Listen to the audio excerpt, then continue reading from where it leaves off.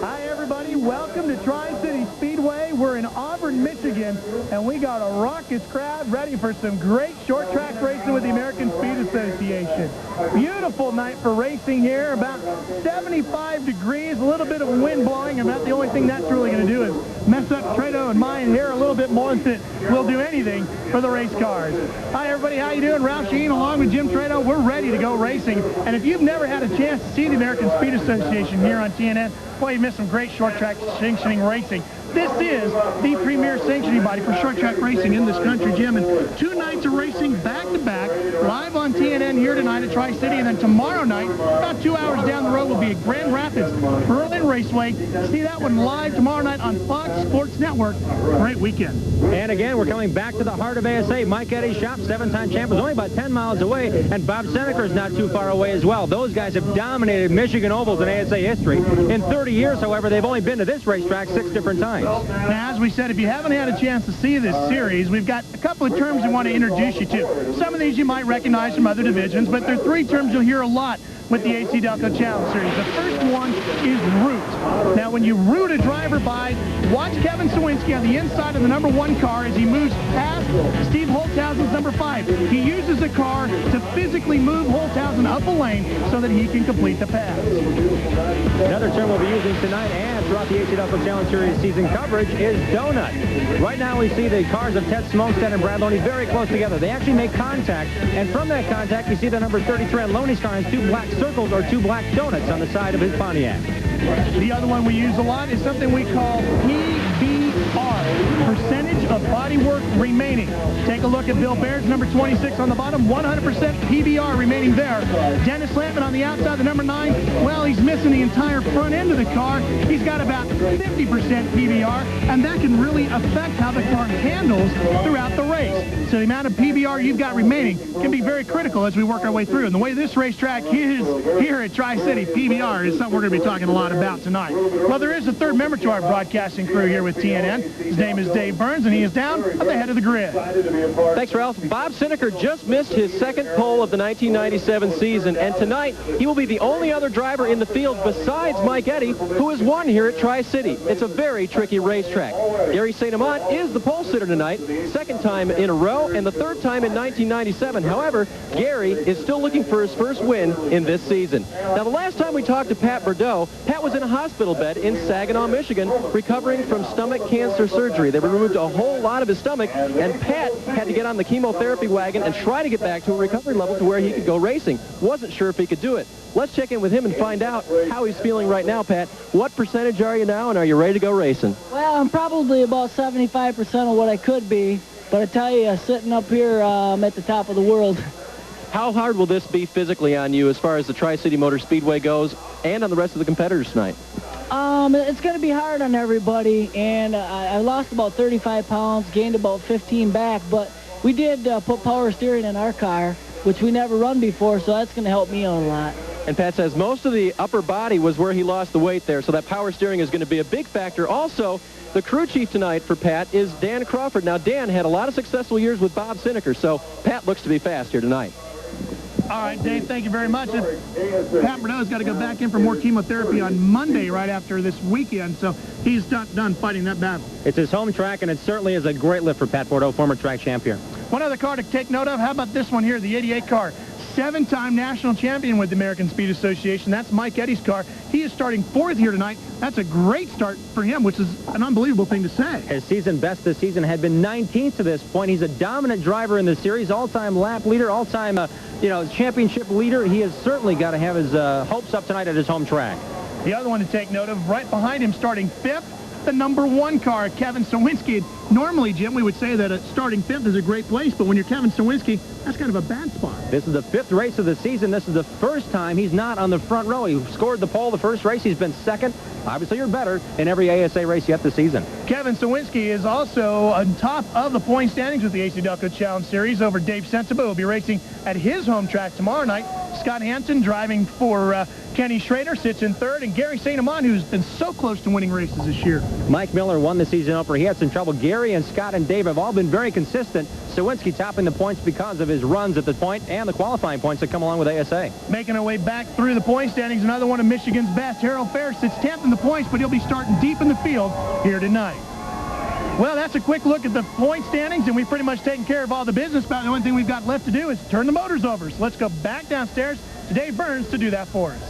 Ralph, I'm standing by with Rick Kaiser, who is on the board of directors for the Mid-Michigan Chevy Value Leaders. They're sponsoring tonight's event. They've had a great day already. So, Rick, why don't you go ahead, get us started.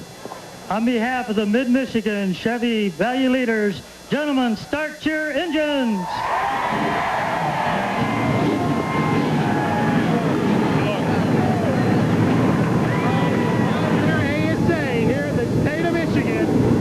To see if the polar bear, Mike Eddy in the 88, can get his first win of 97. Stay with us.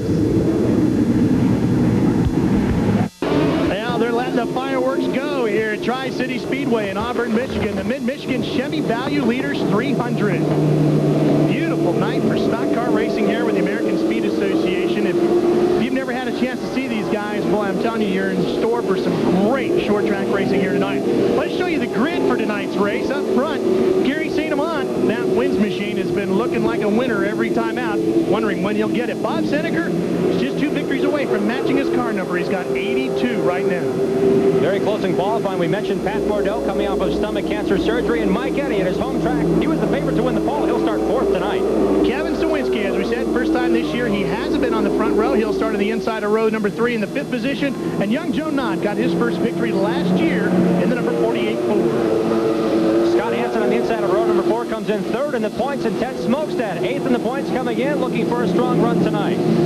Back behind them in row 5, Chaz Howe, son of the famous chassis maker, Howe Racing. That's an old Mike Eddy car who, of course, runs a Howe car. And Mike Cofer, former place kicker for the world champion San Francisco 49ers and Indianapolis Colts, starts in the outside position, row 5. His career best start. And Mike Miller, the number 18 car, will have the AFC 1000 Pontiac outside of the Myers Tony's Pizza number 8 of Mike Garvey in row 6. Back in row number 7, Steve Carlson's been real strong, has crew chiefing guru Howie Leddow working with him. Steve Holshausen out of Wisconsin in the number 5. Qualifying the 15th spot is Kurt Huff. He spent 2 hours of practice here on Wednesday. Definitely helped his qualifying effort. And Jack Landis in the 07 will start his Ford outside. Back behind them in row number 9, Tim Taylor in the number 28 car, his first full season on the ASA Tour. And the other Huff brother, Aaron Huff, who lost a clip out here in that practice session on Wednesday. Qualifying 19th was Tom Jones in the Zero Hero, his best qualifying effort of the season, and Dave Sensible, we mentioned, 2nd in the points coming in. All top 10 finishes in the first 4 events. Back now into row number 11, Rick Beebe shared a car with Mike Garvey last year. This year he's driving the 23 all on his own in that Pontiac. Tim Sauter, one of the Sauter family big names. Tim, of course, the brother of Jay Sauter. Row 12, we find Harold Fair in that familiar AC Delco CarQuest Pontiac, and Bill Baird in the Speedy Popcorn Chevrolet. Row 13, the quickest stock car driver ever out of the great country of Canada, Junior Hanley in the number 72. And a guy who came from Vacaville, California, now works out of Jeff Gordon's old shops in Pittsburgh, Indiana, Brett Bell. Back in row 14, Jeff Bolt subbing for Dr. Yo Conley. He comes into this race, his first ASA career start, 2nd in all pro points. Brandon Sperling, a qualifying effort, lines him up outside row 14 in the Chevrolet. And in the 15th row, out of El Reno, Oklahoma, Billy Turner in the number 58 Chevy, and Buddy Schrock in the number 35 Chevrolet. 31st on the grid will be Franklin, Wisconsin rookie Doug Mayer in the no-touch Aquafresh Chevrolet, and Alec Benson on the Trim Class 2000 Pontiac. And in row 17, Brad Loney in the Fun Saver 33. Now, Brad in his Pontiac qualified much better than this, Jim, but he did not pass post-qualifying inspection with his tires, so he's moved to the back of the line. The last time Brad Loney started 33rd, he won an ASA race at Toledo Speedway last season. And that very same thing happened to Mike Garvey earlier this year at Pensacola. He started dead last and won as well. Now, this is one of the most unique racetracks you'll see anywhere. It's a half-mile racetrack, but as you can tell by looking at this picture, there's a lot more than 4 turns here. Right from the start-finish line, that first kink you see, we'll call that turn 1. Going up into the outside of the racetrack is turn 2, then the kink towards the backstretch is turn 3. This racetrack is like no other, 5 turns on this half mile. Well, you ready to go racing with the ASA? Green flag.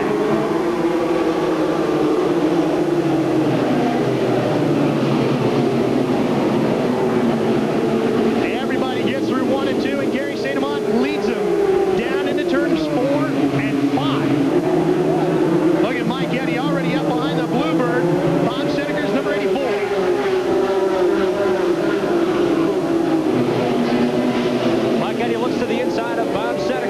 guys have had some spirited battles here at Tri-City. Mike Eddy trying to lead his first laps of the season now is one step closer in second. Gary St.Amant, the wins back Chevy Monte Carlo. Look at Pat Bordeaux slinging the 44 inside of Seneca. Those two blue cars going at it. There's Seneca, the 84. The other blue car, the number 44, is Pat Bordeaux. Right behind him, the red car with the big Valvoline sticker on the hood, the 48 of Joe Knott. There's Kevin Sawinski's one. All the way back to Chaz Howe in the 89, and just in front of him is Scott Hansen. Mike Eddy has yet to lead a lap this season, the black number 88. 23rd in points. Found out it was a distributor causing all those problems. He's had 3 DNFs, did not finish this season. He finished 11th, and that was his best finish of the year coming into today. And they've changed everything on this car more than once. Sometimes during the races, Mike will have the car drop out. He'll go into the pits, change everything on the car electrically, go back out, and still have problems. He did a multi-hundred lap test out here the other night. Found the problem, the distributor cap. He says he's ready to win one. The 52 car, Scott Hansen, the white with the blue numbers, currently 6th on the field. That car owned by Rick Hendrick and Kenny Schrader. Yes, that Rick Hendrick of Winston Cup fame, and Kenny Schrader, the driver, the number 33 for Andy Petrie on the Winston Cup Tour. That car based out of Schrader Shops in Concord, North Carolina, just outside of Charlotte. Kevin Sawinski just in front of him from Minnesota. Look at this fight for the lead. Mike Eddy to the inside. The crowd here on their feet as Mike takes the lead. Of course, this is Mike Eddy's home track. St.Amant drops back to second, and Bob Seneca closes in on him from third. It's been 1,073 laps since Mike Eddy has seen the point. He is now the leader in his first effort in the ASA Challenge Series in the 5th race of the season. To give you an idea, folks, of how horrible Mike Eddy's seasons have been, this man won 7 ASA championships. As we take a look at this battle back here. This is Kevin Sawinski in the 1, and of course that's Scott Hansen in the 52. And look at how Sawinski just moved right up on him, and then Scott came right back and said, "Don't do that again." 300 laps. Everybody in the pit lane today talked about patience, and Hansen did get by Sawinski for the 6th spot, but Hansen has to be patient if it was a matter of getting by Sawinski or crashing. Obviously, Hansen tried to find a cleaner line and got the pass done. That's a fight back in 6th position right now. Chaz Howe right behind them in 8th. Then Ted Smokestad in 9th. And running in 10th, his best run so far to date in his ASA career, Mike Cofer. You see the orange and white car just behind that, the Black & Decker number 79. Experience will play a huge factor early on. Cofer qualified in the top 10. A great effort here at Tri-City Speedway, but he's never run this racetrack before, nor has Kevin Sawinski. Chaz Howe running right behind Sawinski in that black number 89 has run 2 ASA races here previously. He finished 2nd at Teddy Musgrave in 1990 at this racetrack, so Chaz Howe, albeit a limited run in ASA, has experience here at Tri-City. Mike Cofer, former place kicker, as we said, for the San Francisco 49ers, kicked for them in the Super Bowl, and of course finished his career with the Indianapolis Colts, is also former Rookie of the Year with NASCAR's Southwest Tour back in 1994, and a winner at Stockton 99 Speedway on the Southwest Tour. So Mike can hustle, and smoke out of the 79. I don't know if he just cooked it into the corner too hard. It looked like maybe that's what he did. A lot of braking into turn number 1, a lot of braking into turn number 5, and that's the only 2 places Mike Eddy even bothers to touch the middle pedal, but we saw Cofer get hard on the brakes to try to hold off that position. Right behind him is Mike Garvey in that number 8 car. He's running 11th, and 12th is Mike Miller. 13th comes an 87 car, the Phillips 66 backed entry of Steve Carlson. And right behind him is Steve Holtzhausen. So, all the big names up towards the front of the pack. A couple of names we're not used to seeing up front, like Cofer in the middle of this one, having a pretty good run. Now, here's Mike Eddy. We were telling you a little bit about how bad his season has been. Last year, voted Hard Luck Award of the year. Yeah, here he is looking for his 8th championship, though. Stay with us. We're coming right back to Tri-City Speedway. We're back to Auburn, Michigan, Tri-City Speedway, live on TNN's Motor Madness, the ASA Challenge Series. For the first time on Motor Madness, that is Mike Eddy, the Goodwrench service machine, out front, leading this one in his Pontiac Grand Prix. Leading his first laps in the 1997 ASA season. 2 cars are a lap down. Buddy Schrock in the 35, he started 30th. And Alec Pinsino in the number 93, who started 32nd today, are already a lap down. Next car possibly to go down a lap, Doug Mayer, the Menards no-touch number 11. Fighting to stay on the lead lap. Here's a battle going on back behind them. This is second, third, and fourth. Gary St.Amant in the orange and black wins number 7 Chevy. The blue number 84 Thunderbird of Bob Seneker. And behind them, the 44, the blue and red machine of Pat Bordeaux. Fighting their way through this traffic. Look at Bordeaux now swing to the bottom as Seneker goes high. And here's a battle back behind that. Joe Knott, Scott Hansen, Kevin Sawinski.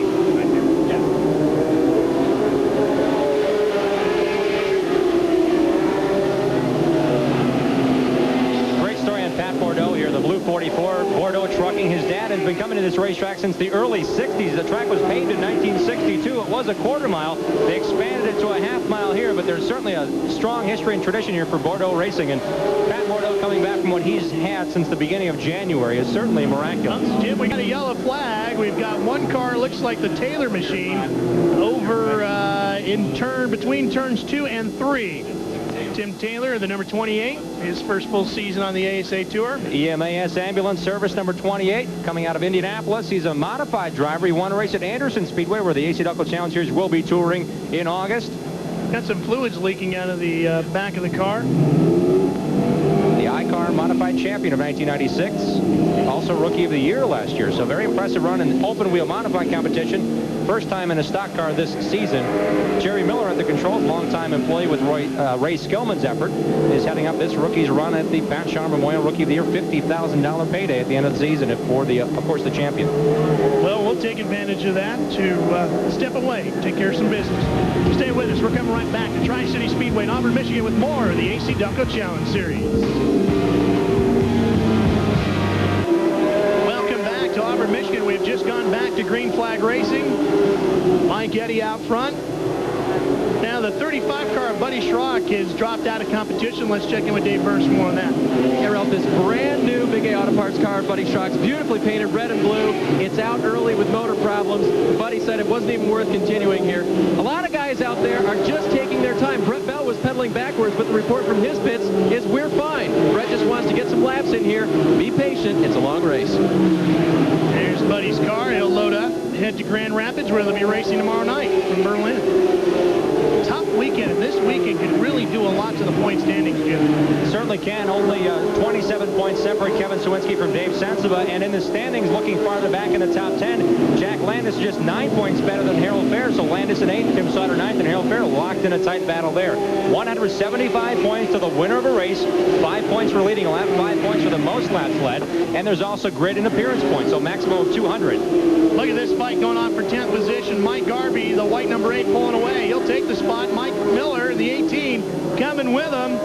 Mike Cofer, the 79's got some damage to the nose of his car. Look at the hood already cocked up.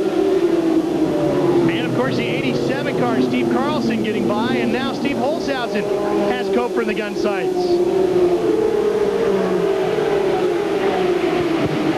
And one of the Huff cars right behind that as well, having a pretty good run tonight, is the number 86 machine of Aaron Huff. Having a pretty good run inside the top 15. And Aaron until I talked about it. Just got sideways and Lee's in and sweets. 86 really tight and loose and tight again off of turn 5. He came out here for that Wednesday practice session for those drivers who had never been here before. Backed her into turn number 1, tore the whole rear clip off, everything from the driver's compartment on back. Took the car over to Hal Racing, and they put a new one on for him so he could go racing here tonight.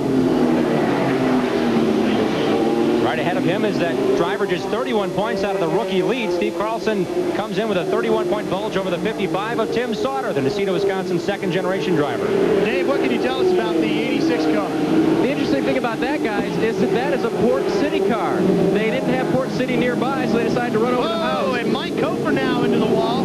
Sorry, Dave. Mike had a little bit of fire under there as he tries to get it restarted. And that's over coming out of turn number 2. Hard lick with the left side with the Black & Decker VersaPack Chevrolet. Well, the car gets real light coming through that area over there. And a lot of the drivers have said that if you're not going into the corner right, the car can get out of balance and get away from you in a hurry. And apparently, it has done that to Mike Cofer. There is the Black & Decker car. He's trying to get her turned around, see if he can get back into the pits. Look at the right rear wheel, though, Ralph. The rear end is out of whack. He's not going anywhere. Yeah, a lot of damage there. Coper running the St.Amant Racing number 79, and as you know, Harris Barton, a longtime San Francisco 49er teammate of Coper, is the reason why that car is numbered the way it is. Absolutely. The tricky part about this racetrack is turn number 1 is so tight that the drivers actually come into the corner and make a hard left-hand turn to the point where the left side tires almost leave the ground. And some of them do actually get a little bit, enough space there. You can see a little bit of daylight underneath the tire, and it's not up there for long. Nothing like at Sears Point where you see the stock cars really picking up the right side of the car. Brad Loney taking advantage just to dive down pit road. Dave has more on that story. Well, like you guys mentioned at the beginning, he started 33rd, so I asked crew chief Kurt Beckler, is there a problem with the car? There's not. It's just that he's been running through the pack so much, he's using up a lot of rubber. And that's a key factor here tonight. The tires that they're using are the new Goodyear 3s. Those are the softest tires that Goodyear makes this year for ASA competition, and they've got them on both sides of the car. So, unlike back in 1990 when Ted Musgrave ran the final 249 laps as the leader, these guys are only going to be able to go about 100 laps. So Loney's will be the first tires we get a chance to look at. I'll give you a report on those as soon as we look. I don't think I've heard a driver down there today that thought they could go all the way in two stops. 3 years ago, they ran a 250-lap race. Harold Fair stopped once for right side tires. He said there's no way they can do that today. We'll get a chance to take a look at those tires, and when we come back, we'll tell you how they did. Stay with us. We're coming back for more TNM Motor Madness with the ASA.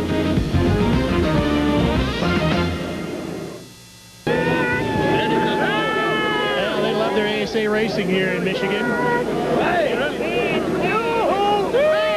lot of people have come out of this part of the country that are now racing in other stock car divisions, such as Johnny Benson Jr., Butch Miller. A lot of big name drivers come out of the Michigan portion of the ASA family. Ed Howe may have been the most successful driver. He, of course, with the Howe Racing Enterprises company, building the center sections for these ASA cars. Leader at lap 43, Mike Eddy. Now, just because Mike has been dominating the early stages of this race, if you're watching at home, don't think he's going to run away with this thing, because he has been really struggling to get past 100 laps. And that means there's not been a lot of experience on pit lane for these crew members. Because of the DNFs, there's not a lot of in-race momentum for the crew members on pit lane.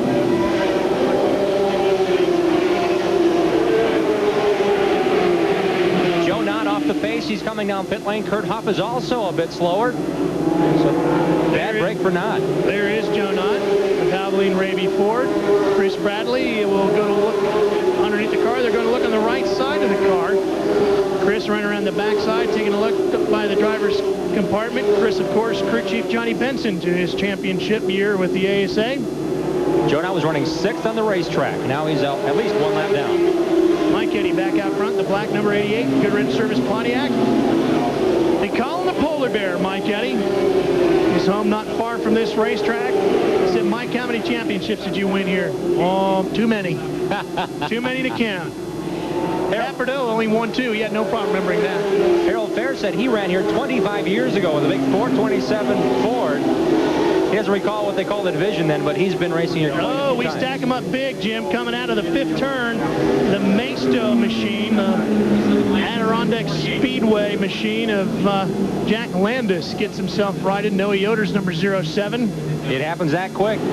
That turn is extremely tight as well, coming down the front straightaway. They actually rise off of turn number 4 down the front stretch and then dip back into turn number 1. That was right when they were starting to climb the front stretch. Did Jack Landis go around? Could have been a lot worse. He was the only car that actually did swap ends, but a lot of tire smoke, a lot of cars hard on the brakes to avoid him. Let's see if we can take a look at it from the speed shot here. He's already sideways and going around. You see a lot of guys evasive. The spotters are right alongside of us here in the front stretch. They all call to their drivers. Another set of eyes on the racetrack, and you see all the teams going in or out or high or low to get around him. Everybody did a great job of avoiding him, and he'll dive down pit road. Let's see if we can find out what the story is with Joe Knott, Dave. Yeah, Ralph, here is the tire that Joe Knott took off the right. They had taken off the right front of Joe Knott's car. It was flat. Kevin Burnett's talking with him right now. Let's see if we can get Kevin real quick. How does the wear look so far, Kevin? We're early into this, but what can you tell so far? The tire wear looks pretty good so far. We ain't that many laps into the race yet, so we're not really worried about it yet. And what's the maximum you want to take these either on the right or the left each time? On the right sides, I probably won't want to go past 100 laps. Left sides, I can go 200. Okay, guys, now remember, Joe Knott will be at least one lap down now. He'll try to get back in there and hopefully won't have any more punctures tonight. So you can figure 2 sets of tires on the right at least and 1 set on the left. Now, some guys we've seen in the past will just change rear tires. But I think with the amount of wear you would get on that right front, you wouldn't be able to afford that here tonight. With as much turning they are doing here, it's a constant turn, but there are 2 sharp turns, turn 5 and turn 1, where it really does eat up that right front tire. I did ask, because some teams have done the rear tire change. They said, not an issue here. Kevin Burnett was one of the guys that I talked to prior to the race. Tire specialist that Dave Burns just talked to, he said, now we've got to go right sides if we're going to change 2 tires. Well, Mike Eddy will lead him back to the green flag once again. Joe Knott also has 40 laps. Came in for a tire change, so he has fresher right side tires. He's only 1 lap down.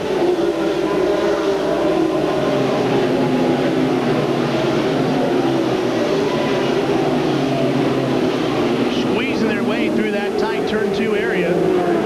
Onto this short section of the back straightaway, if you will, and now into turns 4 and 5 and back up onto the front stretch. Watching this at home, you're not alone. It is a hard track to figure out. Very similar in some ways as far as a 5-turn configuration to what you see at Nazareth. And really, these guys are going to the outside extreme of the racetrack to the very bottom. Here we see off of turn number 5. Now down the front stretch, we're going to follow these guys into turn number 1. This is where Mike Eddy gets hard on the brakes, a hard left-hand turn. The car is nearly upset. Then they come all the way out to the wall, and as soon as they get there, they're shooting down to that little dog leg. This is into turn number 4 now. A little short straightaway, hard on the brakes right here for the second time, and then another hard left to the front stretch. And you got to have a good motor to pull you up out of the hole, because when you come out of 5, you're actually down and you're climbing up a hill on that front straightaway. You need a big torquey motor to get a lot of grip to get you backed up and out of that hole. Bob Seneca in that Ford, more horsepower for those Ford engines, is running in the 3rd position, but comes down to handling and experience. Mike Eddy, Gary St.Amant, and Bob Seneca, the top 3 cars in the race right now, are 3 of the 6 drivers that have completed all 6 ASA events coming into today. 25 cars on the lead lap. Fight for 9th. That's Mike Garvey, the white with the blue Myers, Tony Pizza number 8. The AMC 1000, red number 18 of Mike Miller out of Atlanta, Georgia. Just in front of them is Ted Smokestad, the Trimp Blast number 32. That's a good fight going on in the middle of the pack here. Smokestad was 8th in the points a year ago. He turns into this race 16th in the standings, but looking for a consistent run. A couple more races. He was going to be working with Alec Pinson on the Trim Blast Build-A-Mold team sponsorship for that 32 car. Smokestad out of Minnesota trying to hang on and run ASA full-time, and sounds like it's getting closer by the day. Smokestad holds on to 8th position. Garvey is 9th, and Miller is 10th. Carlson is in 11th, and Holzhausen runs in 5th. Dave Sensibus sits back in 13th. Rick Beebe in 14th, and Tom Jones rounds out the top 15. Dave Burns has more of Mike Coker's incident in turn 2. Yeah, Ralph, we caught up with Mike, and Mike, there's not a lot of room out there. What happened? I don't know, Dave. You know, the car started getting real loose real quick, and I don't know if I got hit from behind going into 1 there. You know, it's a real slow turn. I mean, you really got to slow it down, and you know, somebody's in front of you. Sometimes your depth perception gets screwed up, so I don't know what happened behind me, but you know, I hate it for our sponsor. We had a real good qualifying run. We're getting better each week, and you know, we'll try and get back tomorrow night with this Black Reverse Pack Chevrolet. Well, Mike is right. He started 11th, so he did have a good night. The back end got moved way over, guys, and although Mike sits in the car, crew chief Jamie Neville was not real optimistic about getting him back out there. Bob Seneca has made a tremendous move to the inside of Gary St.Amant to take 2nd. Now, the Bluebird, the Sneaker, he's got more nicknames than anybody else in the field, will go after Mike Eddy. And these two, the battles between Mike Eddy and Bob Seneca have been absolutely legendary as the yellow comes out, runs out again, as Jack Landis is spun once again coming out of turn number 5 in the 07. Looks like it may have made some slight contact with the outside wall. Landis' first trip here. It's his second year on the series. Carter Noah Yoder and the Maisto diecast scale models. Effort of Landis bringing out our 4th caution. Adirondack Speedway on the side of this racetrack. The Beaver for the mascot. It's a new racetrack opening up in upstate New York. Noah Yoder becoming friends with the owners of that racetrack. Let's see if we can see what happened here. He's already around. There, heating up the hides is what he's doing right there. Junior Hanley getting by on the inside, and here comes Alec Pincino, but it's a matter of just getting off of turn 4. Apparently Jack has not quite figured it out yet. Well, Jack's had some good runs in the past, but Dave, he's struggling here tonight. Disappointed about that, Ralph, because that is a brand new race car for Jack tonight. They got that ready for tonight's race. They're going to run their other car tomorrow night. This is the car they love to run on the shorter tracks that don't require quite as much horsepower or quite as much big track handling. Well, Jack Landis will get back in position and we'll go racing once again, but we're going to step away just for a second. Stay with us. Motor Madness coming back.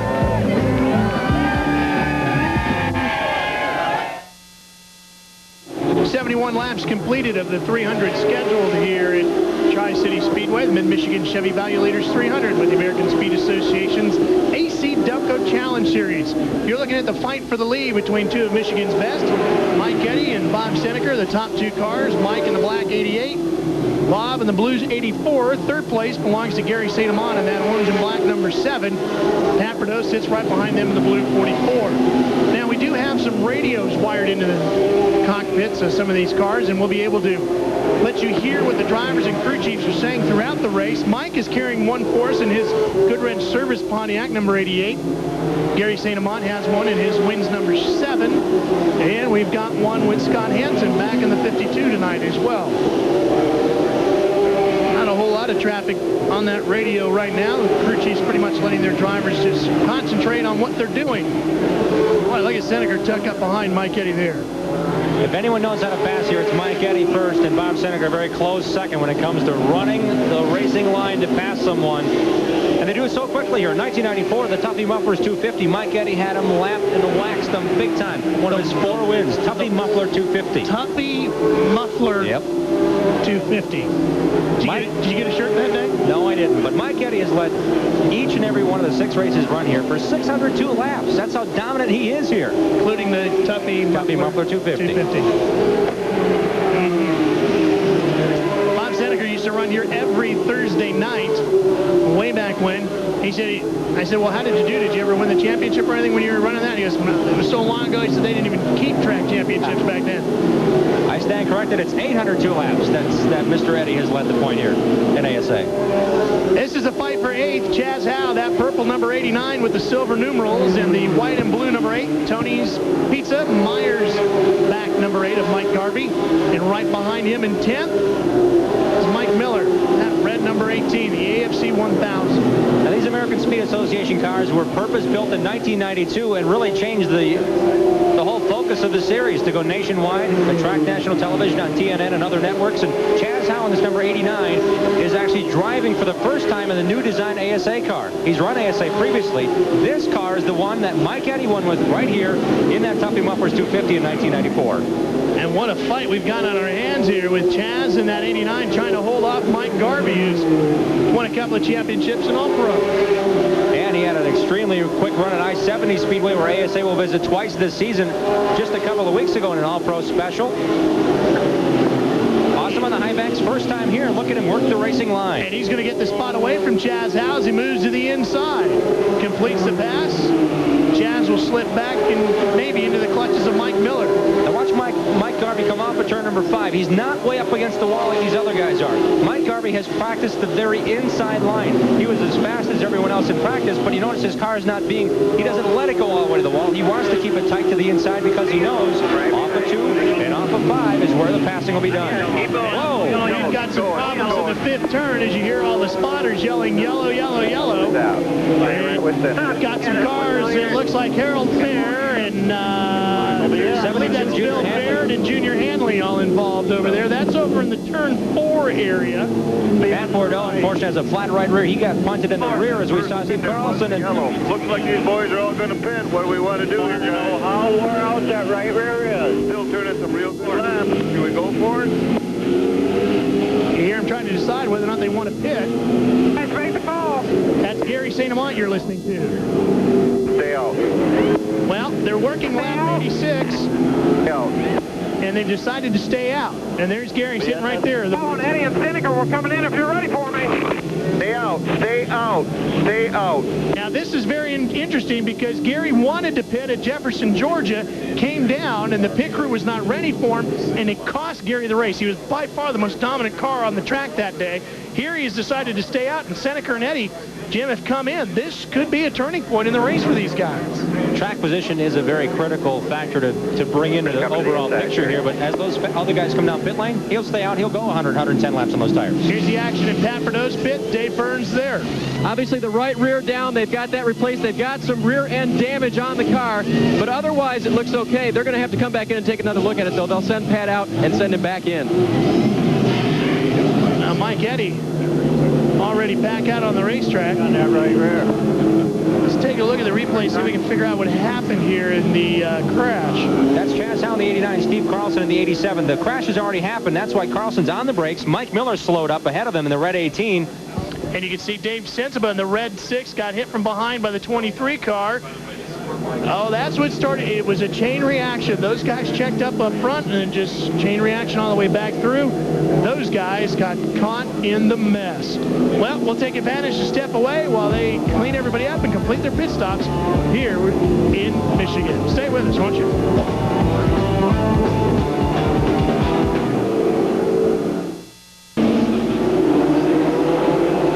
St.Amant, our leader, due to the pit stops, and Gary staying out. Jack Landis is down one. St.Amant, again, it's only 80. They're making 90 laps on the board now. Taylor down to lap 2 behind him in the 28 car. Landis staying out because of the track position. Perhaps he thought that as everyone pitted ahead of him, all the lead lap cars, that would then make him the tail end of the lead lap. Didn't happen. St.Amant stayed out, but a number of guys did pit, including Mike Eddy, Scott Hansen, Kevin Serwinski, and Bob Seneca. Those 4 guys are among about a dozen that came in that were on lead lap. Dave, what was the thinking on them staying out? Well, we're going to ask Bud Gebbin, car owner. You stayed out early. You want to give us a clue on why you did that and how long you want to stay out? Well, we really don't know. We're going to try to go to lap 150, make one stop, and go the rest of the way. But Gary said the car's really working well right now, so we just decided to leave them out. And as you guys know, that's what they typically do. They watch the times in comparison to the other competitors. Now, obviously, they're going to be a bit slower than Mike Eddy and the others who came in, but look at all the traffic they have to get through. Just a couple of quick updates, Ralph. Billy Turner had a brake rotor come off earlier. They stripped the bolts. They put that back on. And Bill Baird, after that altercation, they have a little problem with the toe on the car. They're going to try to he's going to try to make it through and maybe repair on the next yellow as well. Okay, Dave. Jim, did I hear that right? 150? One stop. They want to make one stop. That's the midpoint of the race. Wow. They're hoping to go 300 laps on one set of left side tires. Well, that's going to be interesting to see. Again, as you and I both talked to numerous crew chiefs and drivers up and down pit road, and nobody thought that they could go on 2 stops. Nobody. They plan on doing one. Well, 94 laps have been completed. 19 cars are on the lead lap. St.Amant leads it. Carlson sits second in the 87. Here comes some of the cars up through the field. Bob Seneca in the 84 car sits 9th right now as he fights his way up through. Behind him, Brett Bell, the Wunderbar number 56 car. Kevin Sawinski sits in 8th position. And Garvey and Mike Miller between them. And Brad Loney fighting his way up. Dave, how the tires doing? Well, Ralph, I just talked with Lynn Miller, crew chief for Scott Hansen, and he said they were thinking about going 130 on the right sides earlier today, but they came in anyway. Took a look at them. They're perfect. He thinks they could have gone 130 laps. So this is going to be extremely interesting to watch. Well, you know, what you think you see from practice and a few laps during qualifying might be one thing, and then what happens once you get under race conditions can be another. Maybe they all guessed wrong on what they thought the track surface was going to do, Jim. And Brett Bell's still fighting an ill-handling car now with Brad Loney. And we got Joe Knott in the infield in turn number 5, and that'll bring out the yellow again. The Valvoline Raby Ford into the infield in car number 48. Another 50. And they'll get it straightened away. Still running O's. Lap 100. The base car. And you can hear the crew chiefs talking again. So lap 100 when the yellow flag comes out again. The 6th caution of the day. We'll step away while they straighten it all out. TNN Motor Madness returning with live coverage of the AC Delco Challenge Series right after this. And this time, you're not going to miss the green flag. We're set to go racing, and Gary St.Amant will lead them off the 5th turn. If you're just tuning in, there are 5 turns here at Tri-City Speedway in Auburn, Michigan. And Gary St.Amant jumps into that General Motors engine and gets it going.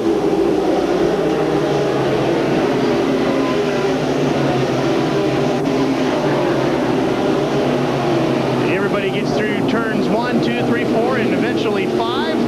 And Ken Robinson joining us, the Director of Advertising and Sales Promotion for GMSBO, General Motors Service Parts Operation. Great to have you with us, Ken. Great to be here.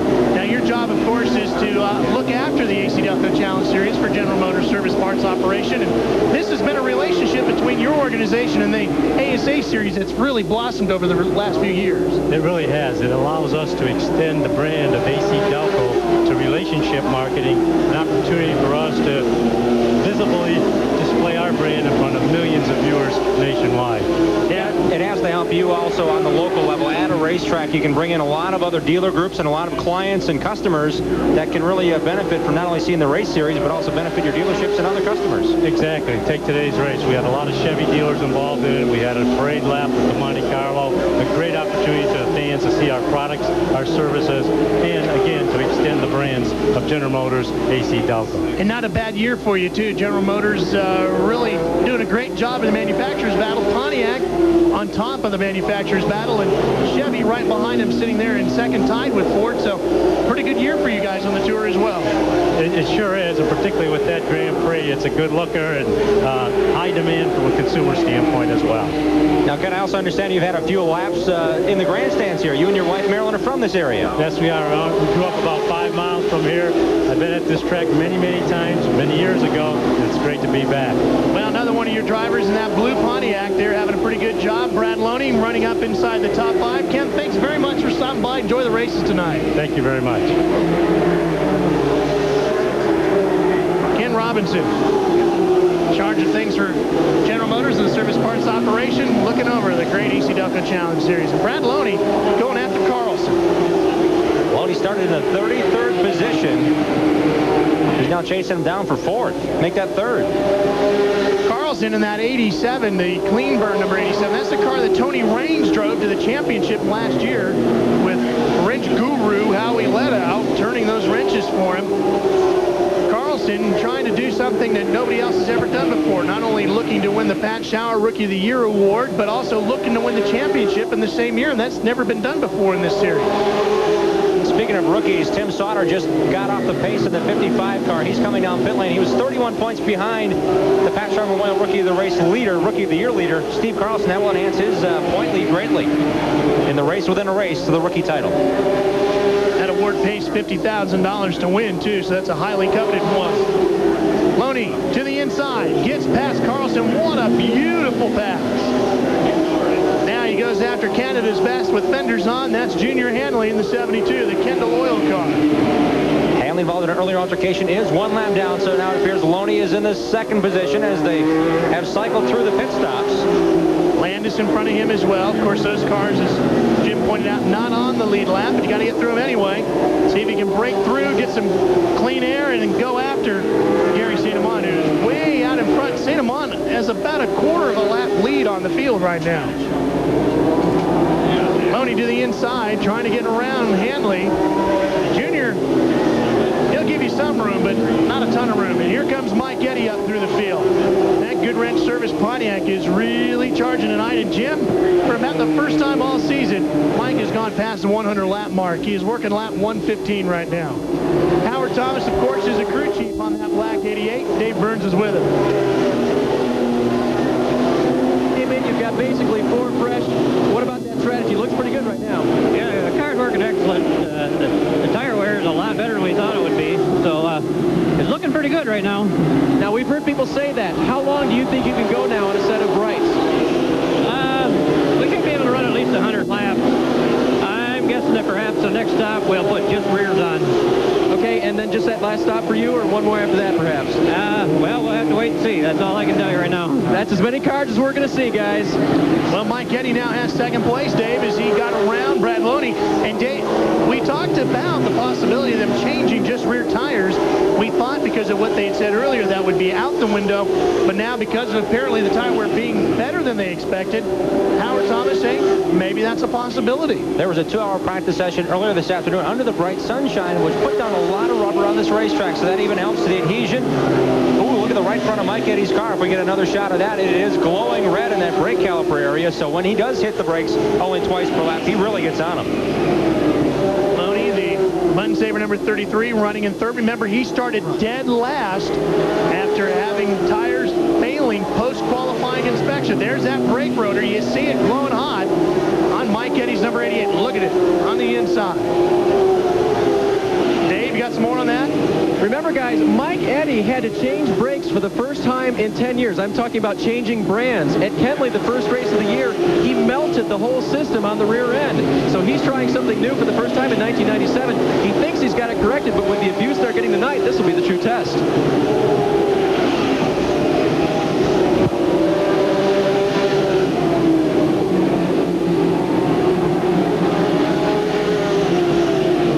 Polar Bear really working that 88 tonight. And I'll tell you what, Jim, it looks to me like he's making up some ground on Gary St.Amant.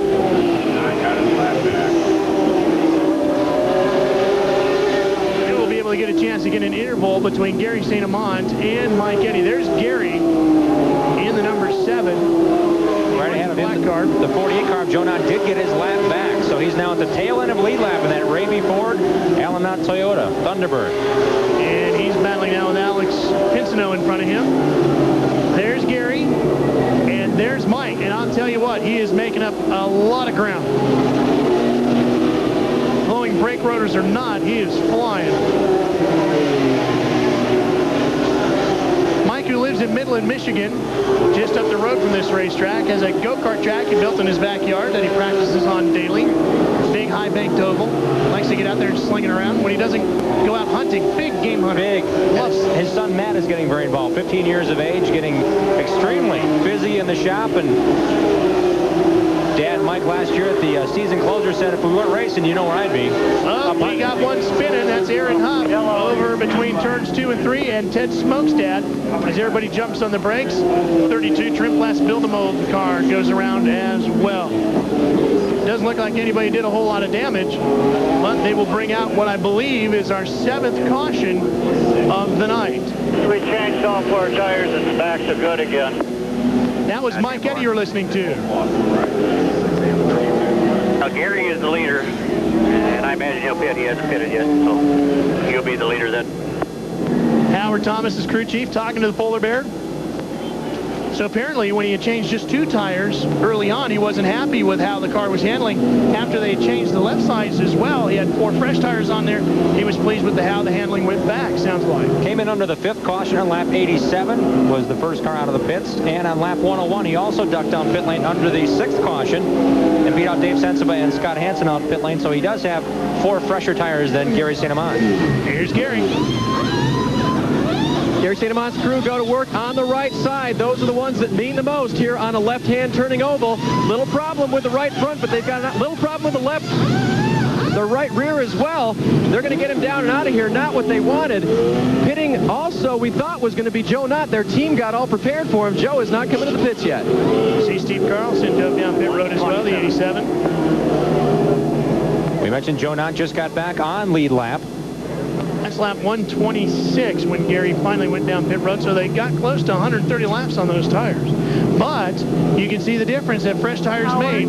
Mike Eddy was quickly closing in on it. Mike leaves the pit. Okay. So fresh tires finally on the right side of Gary St.Amant's car. 4 fresh ones, and it's handling good in that Goodrich Service Pontiac number 88.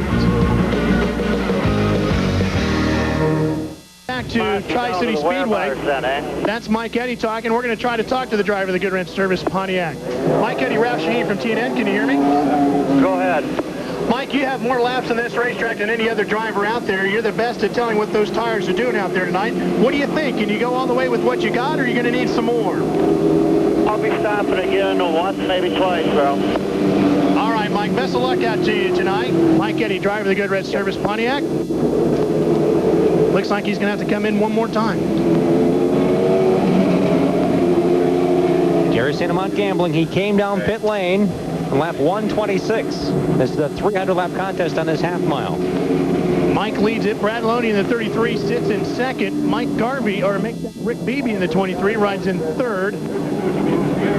Jeff Foltz, the All-Pro runner-up at this point in the season, is fourth in this initial ASA start for him and Doc Conley's car. What a great run he is having, huh? Dave Sensiba up to fifth in car number 6. Scott Hansen rides along in sixth in the 52. Kevin Sawinski, who started fifth, sits in seventh right now. Mike Garvey is now in eighth. Bob Seneker, who was fighting for the lead early on. Remember, he pitted. It's a good look at the Bluebird right here, coming at you in the 84. He's in ninth.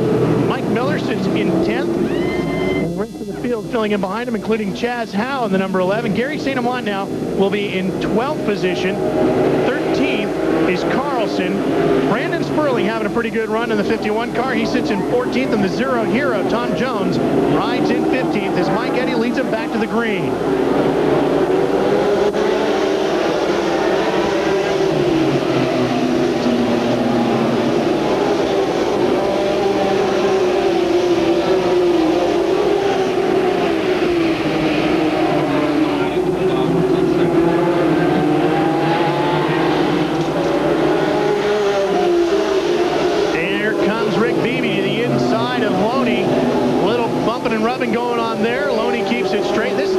We've seen out of that car in a while. Brad Loney did qualify third quick on the grid, but he failed post-qualifying inspection, tread alteration, and he had to start at the tail. So he came up to 16th on green before we went to our first caution, and he certainly is one of the quickest cars in that Bun Saber Hunter Specialty 33 car. And Brad set an endurance record of sorts earlier this year. The most races in a stock car, up to 47, and that includes everything, folks. NASCAR's Winston Cup Division, the Busch Series, Southwest, Northwest Tour, All-Pro, ARTCO, you name it, in a stock car. Brad completed more races than anybody else has without a DNF. He got up to 47, which is really impressive.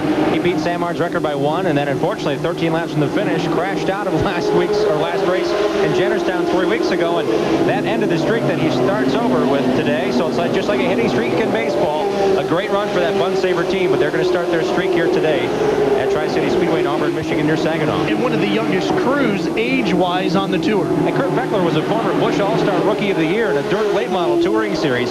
So these guys are meshing together. Loney's in his early 30s, Kurt's in his late 20s. So indeed, these guys are learning together as a group. The last 4 or 5 years have really paid off as a team for Brad Loney. He's got his hands full with Rick Beebe right now. As Beebe in the yellow number 23 slides to the inside to take second.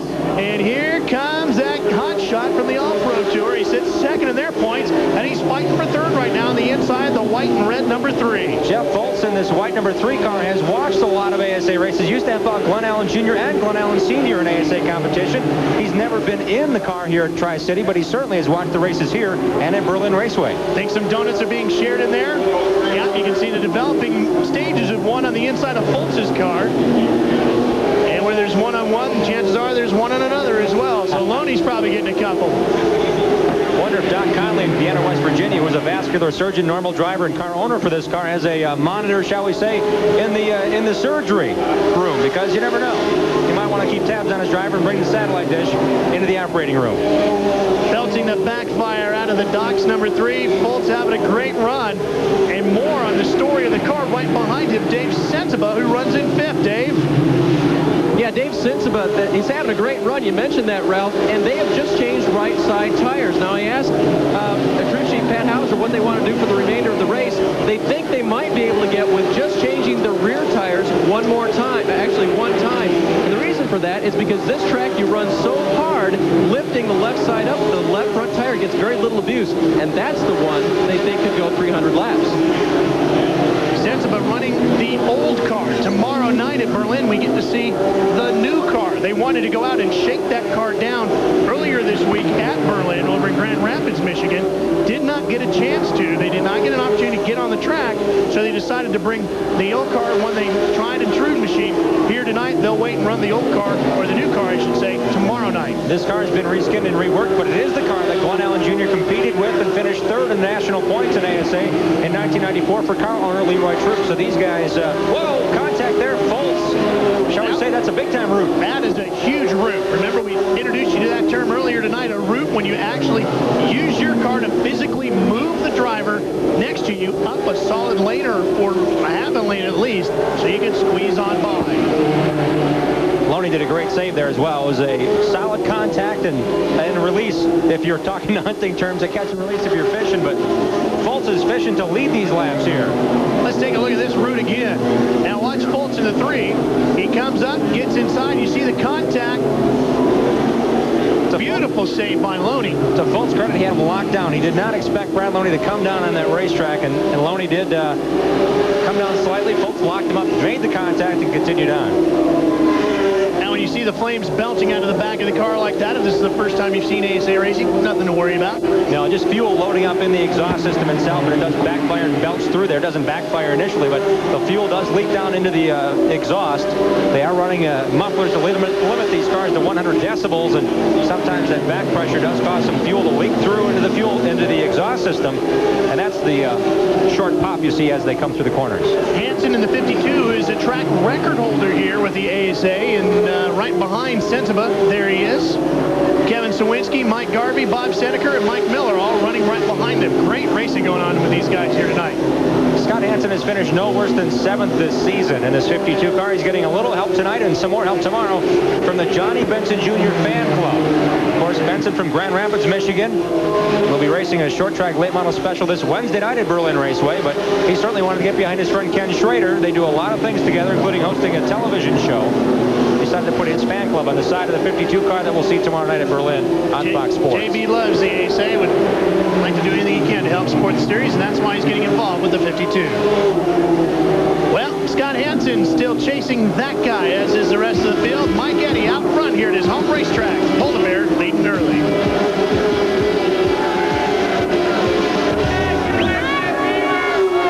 Crowd loving their ASA show here tonight at Tri-City Speedway, and they're all standing up looking at the camera because we're under yellow once again. 8th caution. They stacked them up big time off of turn number 5. Here's 2 of the 5 cars that were involved in that crash. Alec Pinson on the black car and Bill Baird. Fultz is in pits, Dave. Here is Jeff Fultz. They bring him in for right side tires. They say this won't be all they'll need. Mike Eddy, the leader, has already gotten back out.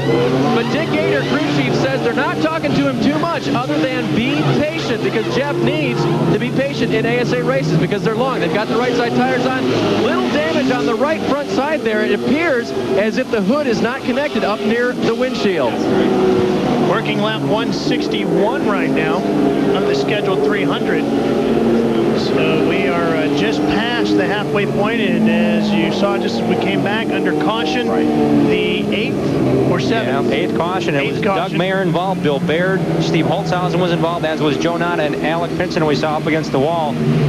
Knott did get back on lead lap. He came down pit lane along with what we just heard down on pit lane from Dave Burns, but a number of guys pitted.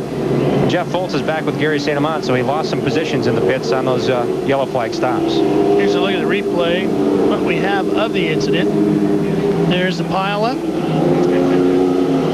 Doug Mayer in the white number 11, Bill Baird in the 26, and Brandon Sperling now in the black with the white numeral number 51 is credited with the lead. Here's a look at the cars that were involved in that. Holzhausen, Knott, Mayer, Baird, and Canadian driver Alec Pinsino. A lot of Canadian fans came down for this race to cheer on Alec and Junior Hanley tonight. A lot of folks coming up saying hi before the show got started.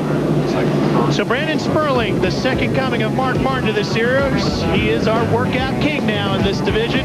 He's up front leading it here at Auburn. And Brett Bell is diving down pit road slowly. Slow dive.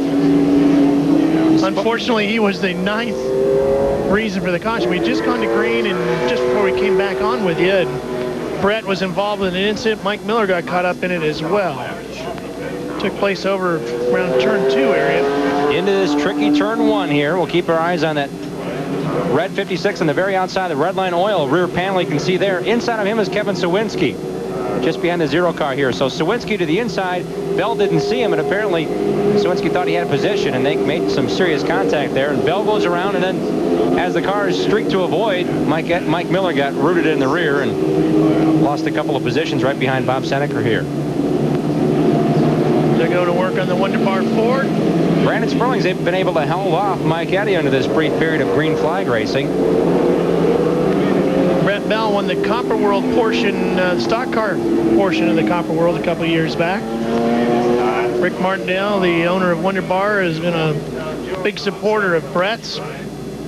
Speaking of the Copper World, it's hard to believe it's been 20 years since track operations manager Dennis Wood put that deal together at Phoenix International. And Brett Bell certainly has had some great runs out there. Scott Hansen, a couple of Southwest Tour wins at PIR in Arizona. Big fans of the ACD Cup Challenge Series up here as they cheer it on. And we had the opportunity, well, about a week or so ago, to walk around the garage here at the Charlotte Motor Speedway during Coca-Cola 600 month. Talk to some of the drivers who were stars of the ASA Series years ago. And one of those, of course, one of the most popular, Winston Cup champion Rusty Wallace, who talked about the ASA. Guys that come out of ASA make good Winston Cup drivers. For some reason, the drivers that are coming out of Grand National racing, they haven't been as up to speed, as quick as the ASA drivers have been. I mean, you look at Trickle, you look at Mark, you look at Darrell Waltrip, the stuff he's done, the late Davey Allison, just to name a few. We all were involved in ASA, and that was where everybody got involved in the chassis end of it, shocks and springs, because, hey, let's face it, we were really hands-on there. That was build the motors, build the cars, do it all. Rusty, of course, winning his ASA championship back in 1983, and there's a guy who was crew chief for him back then, is fairly popular on the Winston Cup Tour now, too. He helped out the former vacuum cleaner salesman. His name is Paul Andrews, who piloted, or actually directed the efforts of Alan Kowicki's 1992 Winston Cup championship. Muttley Kurkowski was Rookie of the Year that year. You don't want to mention that to Dennis Latman. The Gentle Giants will be racing a limited schedule this year. He finished a very close second to Muttley, who we've not seen run ASA, I don't think, since '83.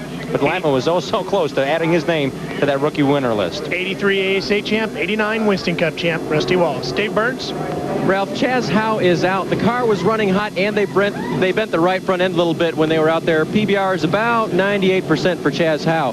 Kurt Huff dropped out of the race. They had a rear end go on that car. And Ted Smokestad dropped out. They broke an axle in their rear end, and they're trying to get that back in. Apparently, they've done that. They're going to send Ted back out.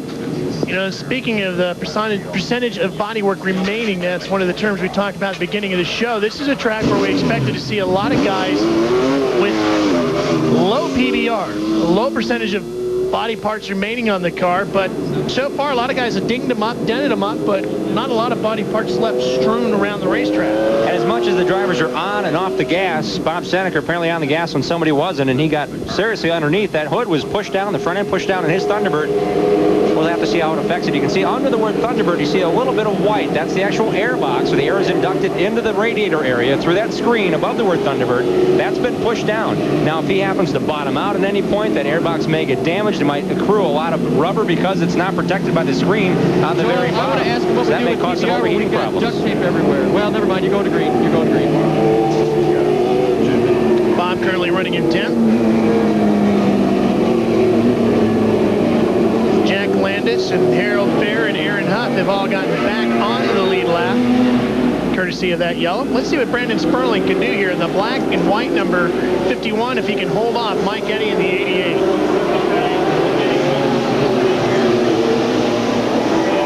Mike Eddy has no problem trying to find a place to pass, and boy, Brandon Sperling was easy pickings there. Tom Jones, the Zero Hero, runs in third. Good run for Jonesy. Kevin Sawinski in fourth now looks to the outside of the Gurney, Illinois driver with VP Racing Fuels and Pace Jacks sponsoring his car. You can tell the Zero has some blank quarter panels, as does the one car. Those guys both need some sponsorship. Brad Loney right behind them, coming along to the 33 and bringing Rick Beebe along with him. Everybody now taking a shot at Jones. Mike Eddy leads it in the 88. 802 laps coming into this race in 6 events only at this speedway. It's led more laps in ASA competition than any other driver. Coming into this race, there's been 4 ASA events. Kevin Sawinski and Gary St.Amant have led 45% of the laps. Now it's Mike Eddy's turn to come on back in front and lead some more laps here. First laps today in an ASA race this season. And everybody was afraid. They knew that once Mike figured out what was wrong with the car, they knew he would be tough to deal afraid that this was going to be the start of it. Once Mike got on a roll, look out. And this could be the start of it right here. Sal Jones protecting the inside line. His left front wheels nearly got in the grass, and they did. Hansen now up into the 5th position. Trying to work on Dave Sensiba's West Michigan Auto Auction Chevrolet. That's the fight for 6th and 7th here between Sensiba and Hansen. The red and white number 6, Dave Sensiba. He's got Taylor in front of him. Trying to get around him. Hey, Joe, quick deal on Jonesy. Leroy Tripp, the owner in the 6th car. Longtime winner for Butch Miller, Glenn Allen Jr., Bob Seneker's lone ASA championship. Came when Leroy Tripp was the car owner, and he took a year or so off, and now back. Only the car Sensiba is now piloting to the 6th position at this point in the race. He hasn't won a race yet this year, but he's 2nd in points. He's finished as high as 4th, but no worse than 7th. Hansen, same thing. He's got a pair of 5th and a pair of 7th place finishes in the 52 car for the season. Very consistent runs for these two ASA machines. Former Rookie of the Year, Dave Sensiba, winner of the Pat Shower Rookie of the Year. Beat out Brian Refner for the honors in 1994 by 11 points. Refner came back the very next year and won the championship. Stepped over to the Truck Series where he competes now in the Craftsman Tour. Good week. Couple of good weeks for ASA drivers in the Craftsman Tour recently. The reigning champ, Tony Raines, winning 2 weeks ago, and Jay Sauter, another former ASA driver, winning last week's race up in Loud. So congratulations to both of them. This is a good fight going on here too. As Hansen, very patient driver. A couple of years ago, this doubleheader weekend was a nightmare for Scott. He got through the race here at Tri-City, went on to Berlin. He was really in the thick of the points chase that year, and then broke his leg the very next night at Berlin. He was leading the points, and Howie Leto was his crew chief at that point in his racing career.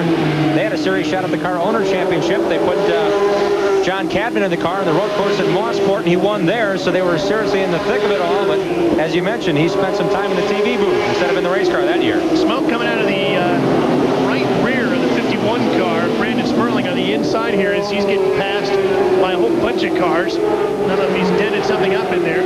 Carlson coming by, Taylor coming by, and Gary St.Amant about to come by. Here's Seneker and Mike Miller going at it as they work their way up through the field. Seneker in the Bluebird, blue Ford Thunderbird. That's the fight back in 8th position right now. The AFC 1000 Pontiac, Mike Miller right behind him. Anti-friction compound is what AFC stands for, and he's trying to keep that car friction-free. He's got to keep that car together for tomorrow night. Based in Marietta, Georgia. He's got 2 cars waiting for him, but he only wants to use 1 in these 2 races. Steve Carlson's number 87 behind him. Taylor, he's 2 laps down in the 28. There's some more of the cars. There's Billy Turner. Turner had a brake problem early on, lost 3 laps on the racetrack. St.Amant trying to come up through the field, get back in the thick of this one. The Wins Chevy. Driving for Bud Gavin. Gary's getting acclimated to being a driver and not a driver owner. Driving for Bud Gavin is the first time he has not been a driver owner, and he says he's getting accustomed to it. This has been a unique situation. He still says he's been making a lot of the calls on chassis setups and so forth, so he's had a lot of input. It's also allowed him to concentrate a lot more on being a driver and on being Gary St.Amant, and by that I mean public relations work and the support of working with his sponsor Wins. He has not been in the shop in Michigan since the first race of the season. He works with the team very closely via telephone. A lot of the chassis setup work with Mike Sinitko. Also with Bud Gavin, the car owner, his dad, Bud St.Amant, involved, an integral part of the team. Smokestack pulling to the inside in the 32. Tomorrow night will be a big night for Gary as Bud Gavin's shops are not too far from the Berlin Raceway.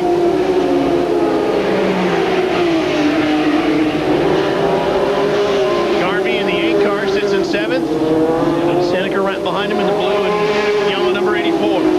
Seneker to the inside. He'll try to take away the position. Doesn't root his way past, but takes a good look. Mike Miller, I would guess at this point, will follow Bob Seneker if Seneker does create a line and a pass on the 8 car here. There's turn 5. You can see how hard they get on the brakes as they turn into that corner. Hard drive up the front straightaway, back onto the brakes through turn 2.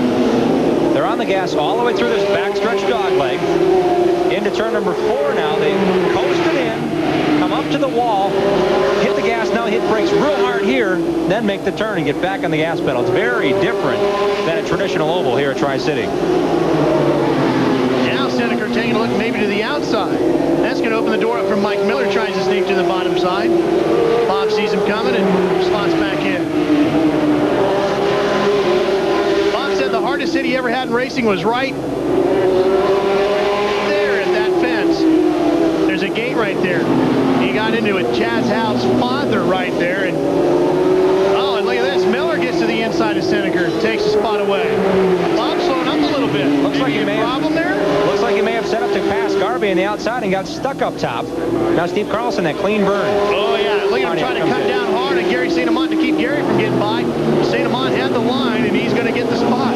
Boy, that really hurt Bob Seneca right there. He lost 3 or 4 spots. Mike Miller feeling pretty racy as he comes up on the backside of Garvey. Mike Eddy prior to the race said if you do not have a clean turn 1 as these drivers are coming off turn 5 down the stretch, if you don't get through turn 1 correctly and this half mile, the whole rest of your lap is suspect. Goofs you up all the way around, and look at this. Mike Miller makes the move past Garvey in the 18, looking pretty racy here in the middle stages of this race. 201 laps completed, and Mike Eddy still sits out front. The Michigan crowd keeps their fingers crossed, and maybe the Polar Bear will get his first win of 97. Well, we're under caution due to Junior Hanley spinning coming out of turn 5. That's the 10th caution of the night. So a lot of people taking advantage of this and diving down pit road. And we were listening into some of the radio conversations. Mike Eddy wanted to take advantage of this and get that last set of tires on there. Now watch at the top of the screen here for Junior Hanley. Very tricky turn number 5. Hanley getting sideways just ahead of Doug Mayer, and he keeps it off the wall, but the 72, the Kendo Oil Blue Fuse Chevrolet car going around in turn 5. Here's Bill Baird's Speedy Pop car down pit road. No, Joe lost one. Going to work on that machine. Dave, what's up with Bob Seneca? Did he get some tires changed, and how's that nose? Well, Bob Seneca's problem, and in case folks aren't real familiar with ASA racing, he lost a cylinder. That doesn't mean he has 7 left. That means he has 5 left. These are 6-cylinder cars, and Bob Seneca is definitely down a cylinder. Meanwhile, we were listening to the conversation during commercial between Mike Eddy and his crew, and we're not sure if they got exactly what they wanted. But, Ralph, the thing that I found interesting was when there was confusion in that pit, Mike Eddy made the final call. He said, well, actually, he said, do whatever you want to. Guys, you've got tires in your hands. Let's use whatever you've got. And as we know, they went to the rear of the car. One more thing. I talked with Kevin Sawinski's crew chief, Mike Chaffee. He is, I believe, now the leader on the track. I said, what about staying out? He said, well, we don't have anything for Mike Eddy, but we're sure going to make him work back through if he's going to beat us. All right, Dave. We're going to try to talk to Gary St.Amant here for a second. Gary, this is Ralph Shaheen. Can you hear me? 10-4. Gary, what's your situation with tires now? We're looking at lap 207 up on the board. Can you go all the way, or do you need to come in again? I'm not sure what we're going to do here, but boys, I got something going on here because my steering wheel just turned. There's something going on with the front end of the car. Well, that's not a good thing, Gary. We'll let you go to work with it. So Gary St.Amant having some problems. Hey, boys, the steering wheel's turned on the car. I've noticed something kind of funny going on, but I don't know what it is. Now you're hearing Gary talking to the crew. Servo. Funny, the steering wheel is turned. See his right hand there. The car is not even turning when he turns the wheel over half a turn. Good feel. Trying to get reaction.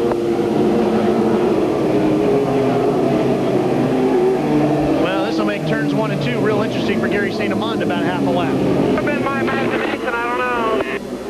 Race car's in. Green, green, green. Well, let's keep our eyes on Gary St.Amant's number 7. Here he comes down the front straightaway. The orange car. Now she seemed to hang a pretty good line through there.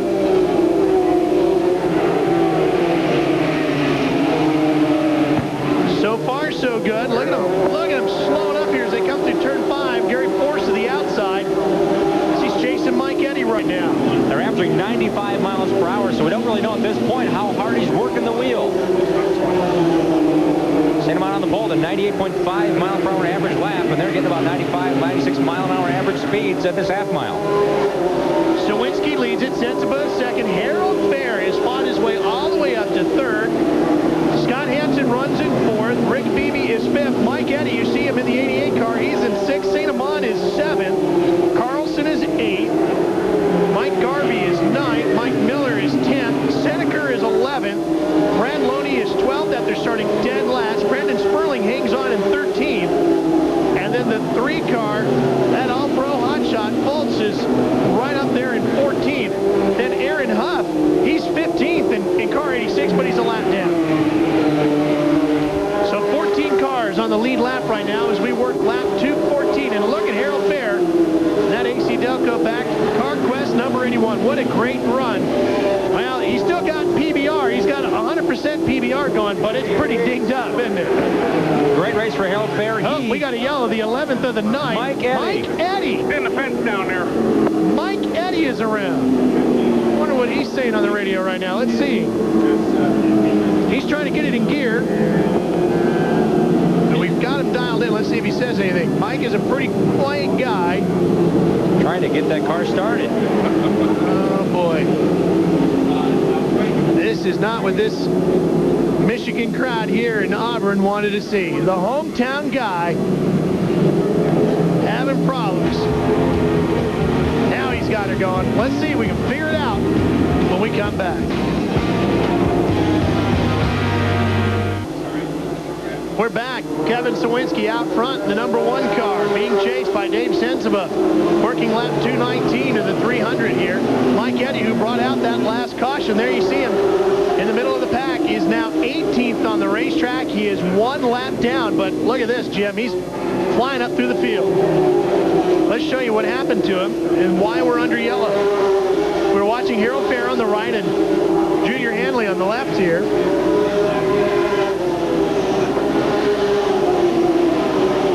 Underneath Rick Beebe here for position. They rub. Some serious rubbing going there, and that got Eddy out of shape. The car loosened up and spun him around. Dave, can you add some more to that? Only the fact that when they came in route, they changed the right side tires, which was the other option they talked about earlier. So they've got good rubber to go the rest of the way, but obviously it's all up to Mike and driving now. Well, the Polar Bear. It's like they woke up from hibernation at this point in the race. The lap's winding down.